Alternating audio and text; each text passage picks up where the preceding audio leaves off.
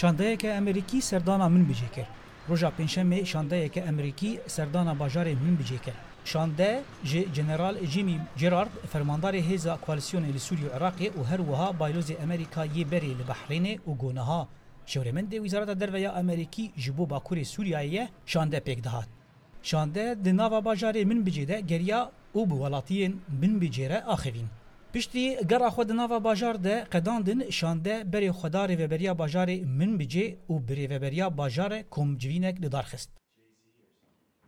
Serokê Meclisa Cîbicîkar ya min bicê ji dengê Amerîka re got serdana şandeya Amerîkî ji bo tekeskirina helwesta Amerîka koalîsyonê ye.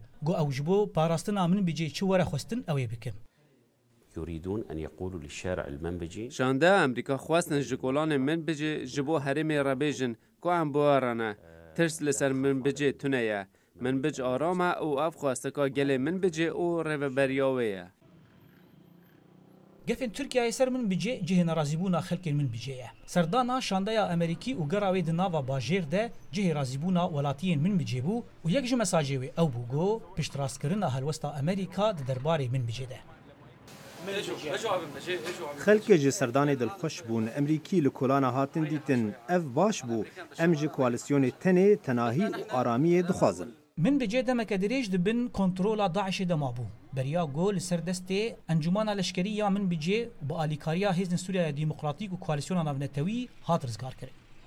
Tirsa xelkên min bicê ew e got artêşa Tirkiyeyê derbas bibe û careke din aramî li bajarê wan winda bibe. Gefên artêşa Tirkiyeyê ji bo min bicê tevlihevî li bajêr çê dike li gorî got xelkên min bicê şmer dibêjin. Serdana fermandarên Amerîkî û berpirsên Wîzareta Derveya Amerîka ji bo min bicê dilên xelkên min bicê xweş dike.